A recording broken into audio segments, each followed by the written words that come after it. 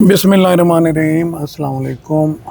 अल्लाह पाक आपको अपने हिफ्ज़ व अमान में रखे। अभी एक दोस्त से मुलाकात का इत्तेफाक हुआ जिसके अकलौते बेटे की अभी दिल की बीमारी की वजह से रेलत हुई है। वो बच्चा अल्लाह ताला के पास चला गया। हमारे देहाती कल्चर में बेटों को बड़ी अहमियत दी जाती है। अल्लाह ताला उसे बेहतर नेमुल बदल अता फरमाए। वो बड़े हौसले में था, अल्लाह ताला उसका हौसला कायम रखे। औलाद के दुख जैसा दुख कोई नहीं होता। अल्लाह ताला के नबी सल्लल्लाहु अलैहि वसल्लम के बारे में भी मुख्तलिफ़ रिवायात में आया है कि आपकी ज़िंदगी में भी आपके 4 फ़र्ज़ंद अर्जमंद दुनिया से चले गए। मुख्तलिफ़ रिवायात में तादाद 4 तक बताई गई है। अल्लाह ताला के नबी एक अपने साहबजादे के रुखसत होने पर रो रहे थे, तो किसी ने पूछा कि सल्लल्लाहु अलैहि वसल्लम नबी पाक आप भी रो रहे हैं? आपने कहा ये दिल की नरमी है। तो बिल्कुल अफसोस मनाना चाहिए। साइंस भी यही कहती है, नफ्सियात भी यही कहती है। अगर अफसोस ना मनाया जाए तो बाज़ औक़ात बंदे की ज़ाती सेहत जो है उसके तबाह होने का एहतमाल होता है। मैंने इस सिलसिले में सिर्फ 2 गुजारिशात करनी है।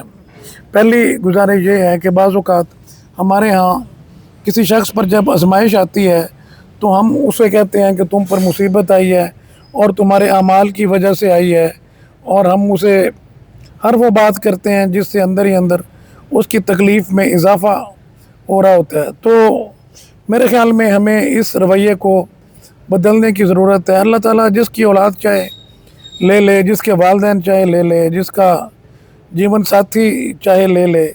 ये शायद किसी को तसल्ली देने का वक्त होता है। उसके अमाल का ज़िक्र किसी और वक्त पर भी हम उठा रख सकते हैं, या हम किसी के अमाल का ज़िक्र करने वाले, हमें क्या पता किसके अमाल मकबूल हैं, किसके अमाल कैसे हैं। तो हमारी एक जो मशवरती रिवायत है, बाज़ औक़ात हम ये भूल जाते हैं कि वो आदमी किस सदमे से गुज़र रहा है। हम उसे कहना शुरू कर देते हैं कि तुम्हें ये करना चाहिए, तुम्हें वो करना चाहिए। शायद हमारी नीयत बुरी नहीं होती, लेकिन ये किसी को तसल्ली देने का ठीक तरीका नहीं है। दूसरा, जिस घर में मर्ग होता है उनमें से कई लोग तो बड़े खाते पीते होते हैं। उन्हें मेहमानों को खाना खिलाने में और हमारे यहाँ जो मुख्तलिफ़ रसूमात राइज हैं वो करते हुए कोई तकलीफ़ नहीं होती। जबकि चंद लोग ऐसे भी हैं जिनका अपना गुजारा बड़ी मुश्किल से हो रहा होता है, और मौत फौत की रसूमात की वजह से उन्हें कर्ज़ का बार उठाना पड़ता है।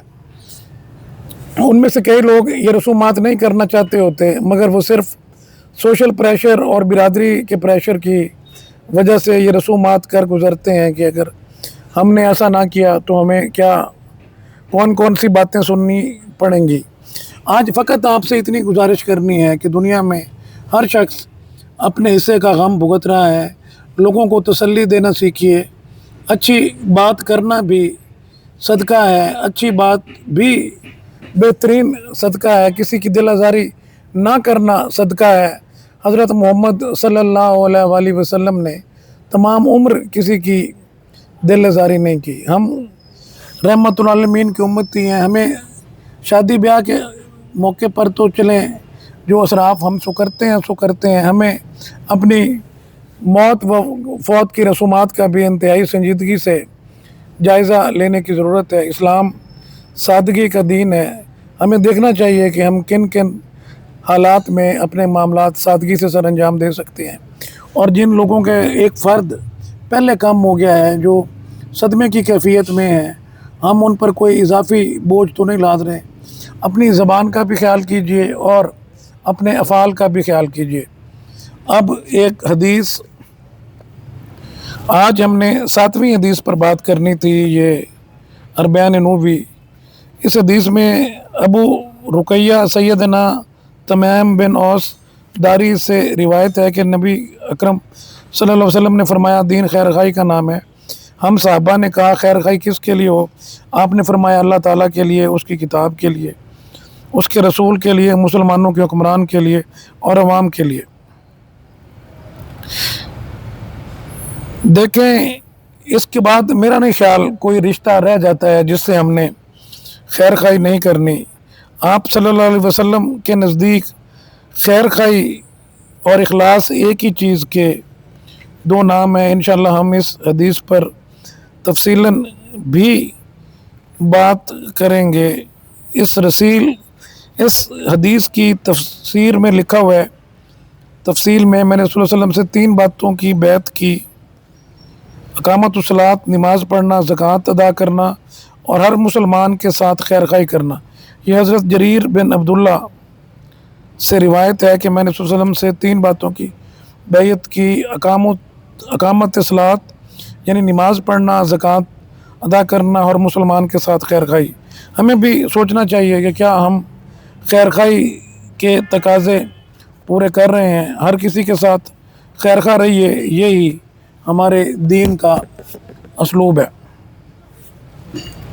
اب آج کی جو ہماری قرآن شریف کی آیت ہے، یہ بڑی قرآن کی ہر آیت ہی جامع ہے، مگر یہ آیت شاید ہم سب کے لیے فوڈ فار تھاٹ ہے، جھنجھوڑ دینے والی ہے۔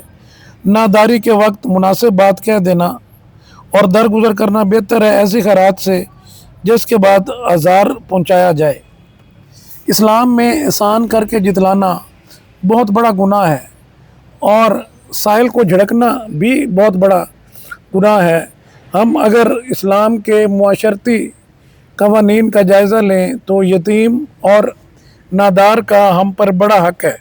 ہم کسی کو سخت بات نہیں کہہ سکتے، ہم کسی کو تلخ بات نہیں کہہ سکتے۔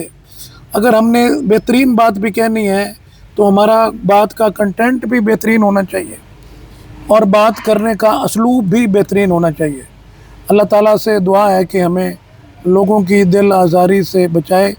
آخر میں پھر آپ سے گزارش کروں گا کہ جن کا اکلوتا لخت جگر چلا جائے، جن کے والدہ والد، جن کا گھر کا کوئی فرد چلا جائے، اسے کوئی بھی بات کرنے سے پہلے اچھی طرح سوچ لیجئے، یہ وقت کسی پر بھی آ سکتا ہے۔ اللہ تعالیٰ ہم سب کو ناگہانی آفات سے محفوظ رکھے، اور اگر ہم پر کوئی وقت آئے تو اللہ تعالیٰ ہمیں صبر کرنے کی توفیق عطا فرمائے۔ بے شک صبر اللہ تعالیٰ کی توفیق کے بغیر نہیں ہو سکتا۔